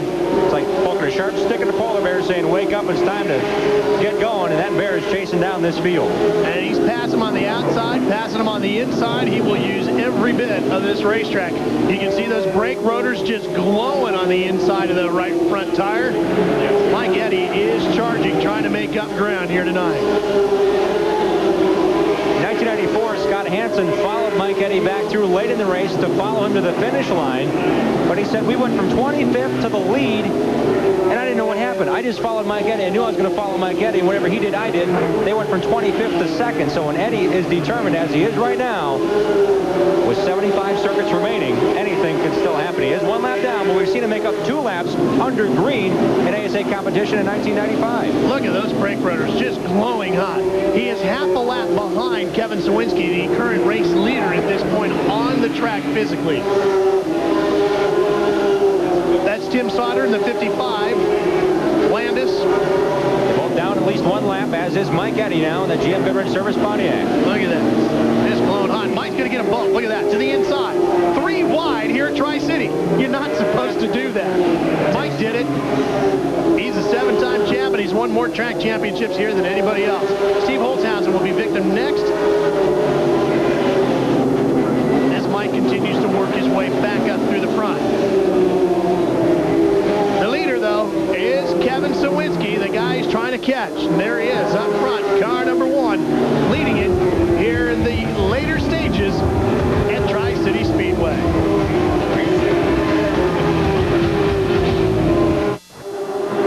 Kevin Sawinski, who won the Pat Shower Rookie of the Year Award in 1996, leading it here tonight. A lot of people figuring he could be a contender for the national championship this year. Having a pretty good run here so far tonight. 5th consecutive race. He's led a lap. This is the 5th race of the season. And we've got a yellow. Doug Mayer involved in this one. This could be a break for Mike Eddy. Jeff Folsom, the number 3, who had contact in practice, wiped the left front off of this car. They put it back together. Well, that's a shame. Cincinnati driver has also had a great run, cut short, it appears. It may just be a temporary problem, but anytime these cars are stopped on the racetrack, you know that pace car is going 35 miles an hour. You know that a lot of guys are trying to put these two competitors one lap down. West Virginia Motor Speedway number 3 and the Menards no-touch tire care number 11 involved in this one. And the pace car back out on the track with Sawinski right behind him. Sensiba and Harold Fair, the 81 car. Harold has not won a race since 1990, but he's got 5 career ASA wins. It would be tremendous to see Harold get a top 5 finish. He's finished 3rd here twice in 6 races. This is also his 250th American Speed Association start here tonight. Last thing he said to me, he said, Jim, we need a good run tonight. I hope I see Dave Burns on the front stretch when this one's over. He's got about 98% PBR, big hole in the nose up here, but he's got a lot of bungee cords and stuff being utilized to keep it going straight. Good work. And Dave Sensiba is one of the cars that's up in this fight tonight, and he's down pit road, Dave. Yeah, Ralph, they're going to the right side just in front of Scott Hansen, who's going to the left side. Both trying to get the rubber they need to go to the end. Hansen again on the outside. Sensiba is going to win this battle. Hansen comes out right behind him. Also, Mike Garvey pitting. Now, a couple of quick updates for you. Brett Bell has dropped out with transmission problems, and Ted Smokestad, who had that axle break earlier, they put in another axle. They broke it again, so they've got something really askew in the back end of the trim class number 32. He's out for the night. Well, and there are now 5 cars separating Mike Eddy from Kevin Sawinski from getting his lap back. This one is a long way from being done. 234, the scheduled 300 in the books. You don't want to miss the finish of this one. Here during the commercial break, and Mike Eddy, Jim, is pretty determined that he's going to be back on the lead lap here momentarily. Thanks to our friends at Racing Electronics, we picked up his radio frequency, and during the caution, his team was alerting him as to who else was a lap down. Mike Eddy simply said, guys, it doesn't really matter because we'll be on lead lap shortly. It'll be interesting to see if he can pull it off. About 5 cars between him and Kevin Sawinski. Bob Seneca right behind him. But Mike Jaffe is a crew chief on that number 1 car of Kevin Sawinski. What are they saying, Dave? Well, we'll just go ahead and ask Mike real quick here. You say it's hard for you to tell whether or not he is saving the car or not. Why is that? No, he's just so smooth, and he'll never drive the car any harder than he needs to at the time. And at the time, it looked like we were in pretty good shape, but it's a little different story now. Okay, they're getting ready to go back to green. The main thing is he says Kevin doesn't have enough laps on this track for Mike to really know if he's being aggressive enough or not. So they said they'd roll the dice and stay out there. Said we might end up first. We might end up 13th. Kevin won a handful of championships with the Artco Series, and now looking to add the AC Delco Challenge Series title to his long resume of championships.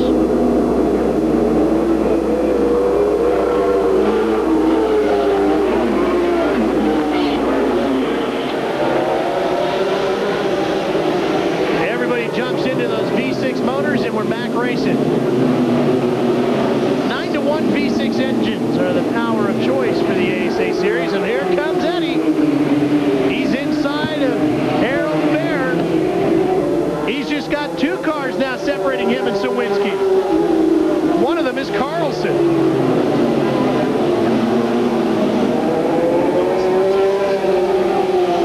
Continues to get shuffled back. There he got muscled out into turn number 1 by Bob Seneca. Harold Fair is now back to 7th after running 2nd on the restart. Mike to the bottom side of Carlson. He's got him. He didn't even need to root it past. And look at this. St.Amant trying to do the going after Sawinski here for the lead. Between these 2 drivers, they've led 45% of the laps in 4 races. Sawinski's led the most laps in 3 of the 4 races this season. The only other time he didn't lead the most was when St.Amant took 224 laps of the 300 at Beach State. St.Amant to the bottom side of Sawinski now, trying to get the spot, and this could be tricky. These 2 guys battling for the lead. Eddy is battling to get a lap back here. Which car does Mike Eddy choose to follow? He might go 3 wide again. He does, up the front straightaway. They were 4 wide there for a moment because Doug Mayer was coming out on the track. He's going to get inside of St.Amant. Now he's got just Sawinski to get. Hansen dives down pit road. Looks like his night is going to be a difficult one here. And how long will it take for Mike Eddy to get past Sawinski? Just a front straightaway, maybe.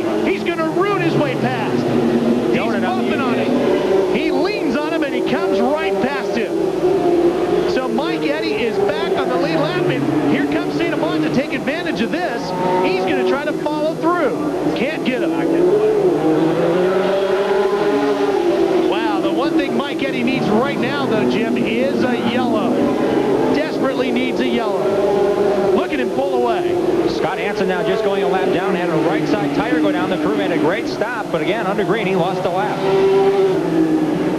By far the quickest car on the racetrack right now. The driver of the Goodrich Service Pontiac is Mike Eddy. Brakes glowing at all. He sits in 12th. If he could just get a yellow, he could contend for the win here. Meanwhile, look at this fight going on for the lead. St.Amant, the wins number 7, the orange and black car. And Kevin Sawinski's black and yellow number 1. Gary St.Amant pitted on lap 205. Sawinski stayed out on that stop. So Sawinski has older tires than St.Amant, trying to use up the racetrack. Sawinski doing everything he can to make sure that Grand Prix is sitting a little wider on the racetrack at this point. Carlson right behind him, watching this whole battle unfold in front of him. He rides in 3rd. Here comes St.Amant once again. A lot of room from Sawinski. They don't rub in there, but Gary just can't complete the pass. In 1992, Bob Seneca and Mike Eddy went the final 112 laps this far apart. Eddy won by 0.01 seconds in that event here in June. We're seeing some more great racing here at Auburn.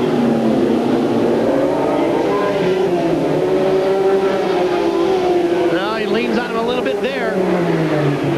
Gary doing everything he can to try to get Sawinski offline. He could just get that Win Chevy to stick on the bottom a little bit better. Traffic now going to come into play. Aaron Huff in the 86 car. Let's see which way he goes with the Lee's in Sweets machine. Sawinski goes high. Gary will follow. 250 laps completed. Just 50 more circuits to go.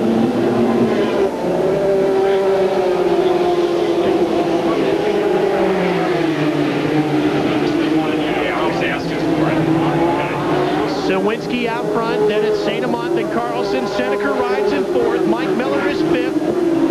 Harold Fair is in 6th. 12 cars on the lead lap. Here's the pass for the lead, and it looks like this time St.Amant's going to get him. He does. Carlson tries to get inside to take away 2nd, and will. He comes right up alongside of him. There's some rubbing going on there in the fight for 2nd. Keep in mind, both of these drivers have never been to this racetrack before.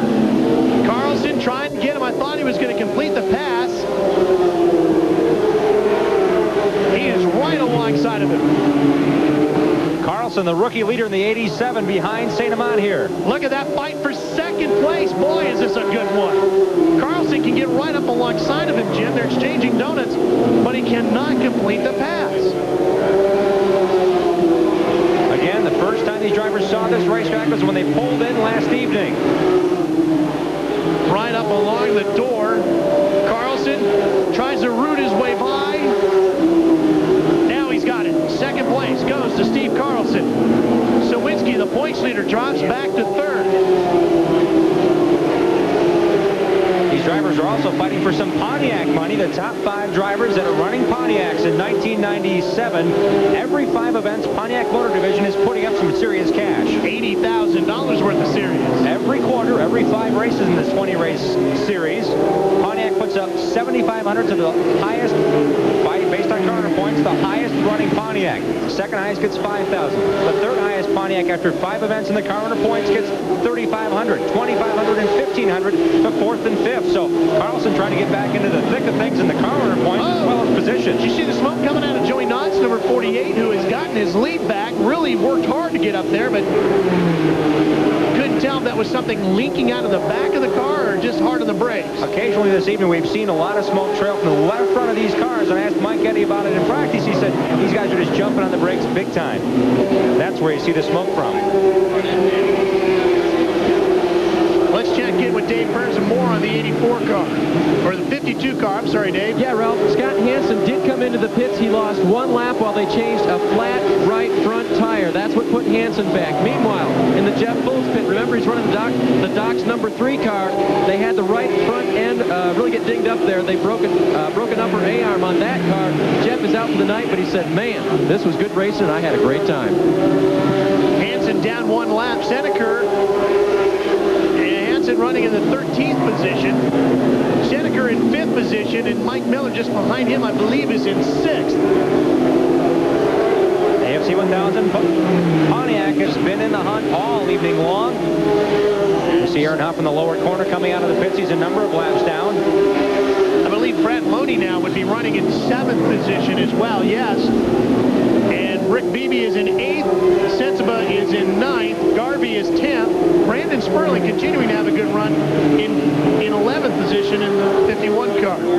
Top 20 cars after 258 of the scheduled 300 laps. Oh, here's the yellow that Mike Eddy needed. If Bill Baird cannot keep it under control, and he does. It just looked like Mike was going to get a break, and he doesn't get it. Flat tires for Bill Baird. Something more than just a flat tire in Baird's car as he comes streaming in the pits with a bunch of sparks following. Tom Jones saw on the back straightaway too. As Baird's car comes in, they'll go to work on the left side of the car. I thought that was going to be the break that Mike was looking for. Mike Eddy was 2 seconds ahead of Gary St.Amant. Now in traffic, he has lost that advantage as he's at the very tail of the lead lap. St.Amant's our leader. Here's the fight on back behind this is Kevin Sawinski and Bob Seneker and Mike Miller. What's the story with Bill Baird, Dave? Ralph, it was a flat left front tire. Tom Jones in the 0 car has been reporting of an oil, just a little bit of a leak out of the header all night long, and also looking back down pit road. Hang on, sending it back upstairs. Okay. Look worse for Bill Baird. Apparently just a flat tire, but he has yet to come back up to full song. Sawinski and the rest still chasing St.Amant. Carlson up into 2nd, and this puts Sawinski in 3rd. 3rd, 4th, Seneker 4th. Miller 5th, and Loney 6th now. You see those 4 cars right there. Harold Fair is 7th, Rick Beebe is 8th. It's 3rd, 4th, 5th, and 6th you're looking at on the screen. Man, are they playing around this racetrack. Here's a fight for 3rd. Seneker to the inside of Sawinski. Miller going to come with him. Which becomes a fight for 4th. And Mike gets the spot. So Sawinski was leading this at one point and now finds himself all the way back into 5th. We'll take a look back up front now and show you the leader, Gary St.Amant. There he is, the wins Monte Carlo. Still looking for his first win of 1997. Might be able to get it here tonight at Tri-City if Gary can hang on.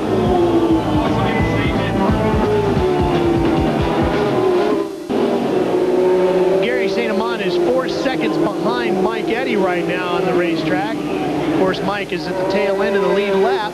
Gary is the leader in that orange and black number 7, the wins car, if you're just joining us. Welcome to TNN's coverage. Oh, and there's the yellow. Mike Miller goes around, and that is the yellow that puts Mike Eddy back into the thick of this race. It was just over. 278 of the 300 laps are completed. And this is going to be fun to watch now, Jim. This is going to get interesting. 24 circuits remain. See if Mike Eddy can pull this off. He was by far the quickest car on the racetrack. He had worked his way back around to get back on the lead lap, but still was struggling. I mean, it's just difficult to make up that much ground. Now, here's what happened to Mike Miller. And he was running behind Bob Seneker lap after lap after lap. They were inside the top 5. He spun it sideways. I correct myself, 21 circuits remain, so I doubt if there's going to be any pit work. Mike said earlier today, Mike Miller, of course, the 18 car, that this was one of the scariest racetracks he'd ever driven on. He said, you just think you're going in fast enough, you get off the gas, and you realize, well, I could have taken it in 5 car lengths deeper, laid all the donuts on the side of that car. Maybe read the number on this side. Might have gotten into some rubbing with somebody. He may have tried Seneker on the inside. Been around. Heading into turn 4, but we only caught the last end of that, but it did bring out the 13th caution.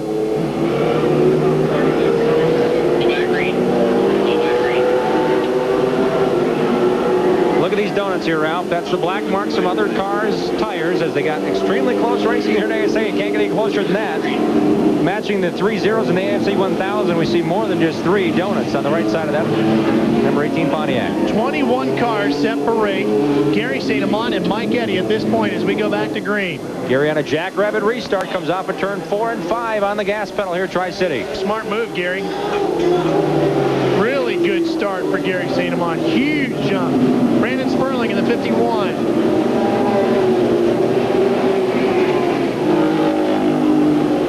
Sounds like Tom Jones's car might be down a cylinder.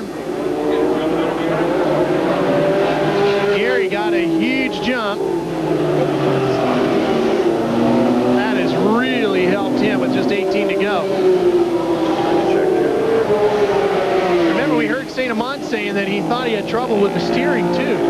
Apparently, whatever he was afraid of has not been much of a problem. The wheel may have come just a little bit loose. The wheels do clip onto the steering shaft, and it was weird because we did see him in the car physically turning the wheel, and the car was still going straight. Bob Seneker in third. You see him there in the 84 car. Fourth position belongs to Brad Loney. Good run for the Bunsaver bunch. Great run for Brad Loney. His best finish this year was 18th at Jefferson, Georgia. An accident last race put him back in 25th. So, yeah, anything inside the top 10 right now, I'm sure that Cedar Rapids, Iowa-based team will take gladly.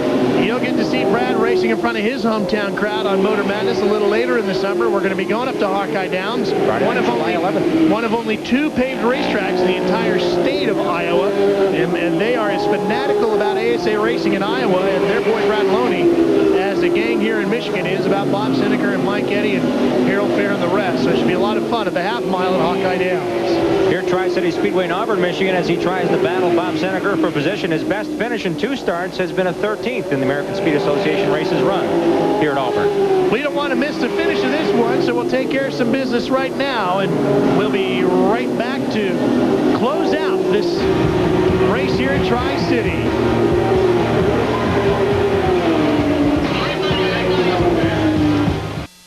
We've just gone back to green. Gary St.Amant out in front of the Mid-Michigan Chevy Value Leaders 300 AC Ducko Challenge Series race coming to a close here. Look at the fight for second going on right behind him. There goes St.Amant. Here comes Carlson in the 87 and the 33 of Brad Loney. That's your fight for second place. St.Amant has a fairly comfortable lead here right now. Steve Carlson has nothing but Howie Little's notebook to go on for this racetrack. He heard a lot about it. He said he heard it was a road course. He heard it had 5 turns. He heard there was a short straightaway between every turn. He's heard a number of things. His first time on the track was today. He's holding off Brad Loney in this fight. And the spin we just had, it was just a quick caution. Harold Fair did spin, bringing out the 14th caution, but we're back on the green for the finish here. 5 to go. Loney working Carlson. Here he comes to the inside. He's right up alongside of him and completes the pass smoothly. Brad Loney puts the Bunsaver car into second place. 4 laps to go now is a complete lap 296. Can Loney muster up a challenge for Gary St.Amant? Gary's got some traffic in front of him. Let's see what Loney can put together here. St.Amant has not won a race since last year at Columbus, Ohio, his home track. Loney closing in rapidly. All the slower cars moving to the bottom. We might have a challenge for the win here before this is all done. Mike Eddy, by the way, made up a lot of ground during that last segment, but he is still too far back to muster up a challenge at this point. 3 to go. Loney looking for some help from some more traffic. Just 2 laps to go. He might get one shot at him on the white flag lap. And Bunsaver car coming after him. Gary St.Amant looking for his first win of 1997 and his first win for Bud Kevin.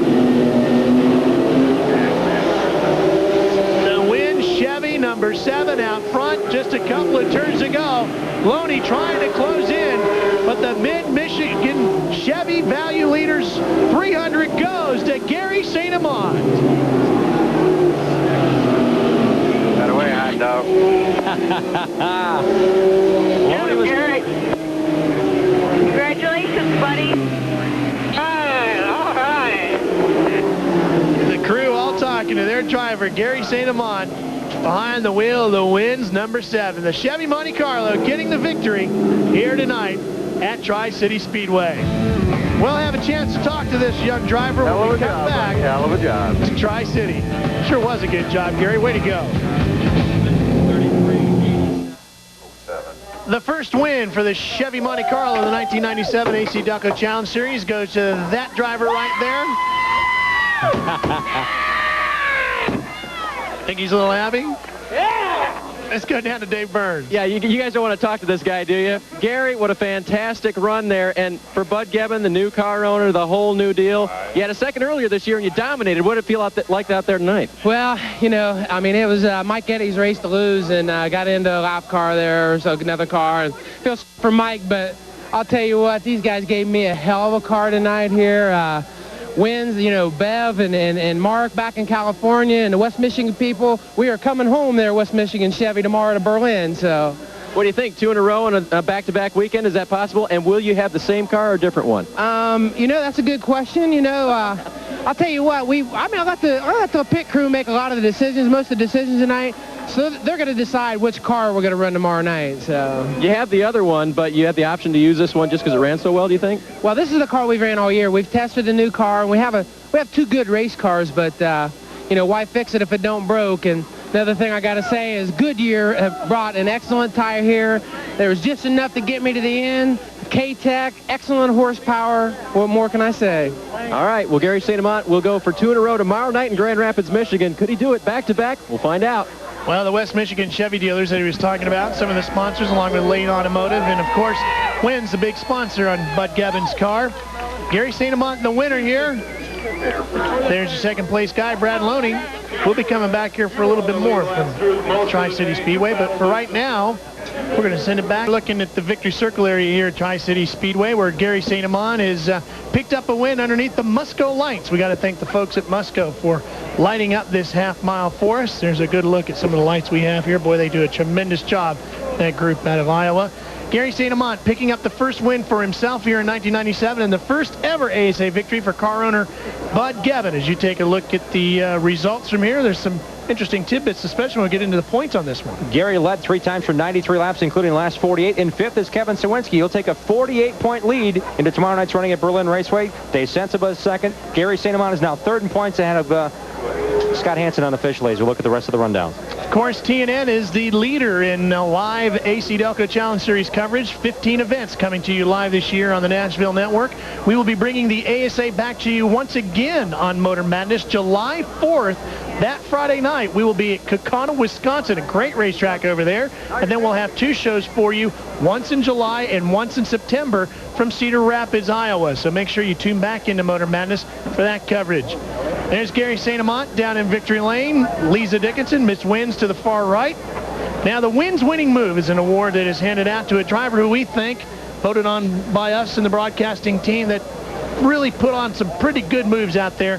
Hard to argue with Mike Eddy tonight. Fast car, but he made up a lot of ground, too, when he had some problems. Going here to get his lap back, and again, he led, he finished, and he came back from a lap down. So great run for Mike Eddy in the 88.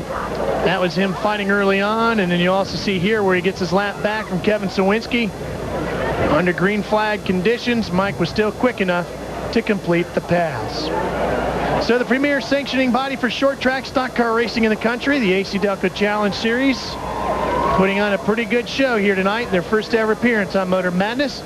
For Dave Burns and my pal Jim Trado up here in the booth, that'll wrap things up from Tri-City. Katie, Steve, sure hope you enjoyed the show. We did indeed. Thanks, Ralph. We'll see you again in a few. Appreciate it. All right, well, Randy, what do you think about South Boston next weekend? Can you be in victory lane there? I think so. We missed it.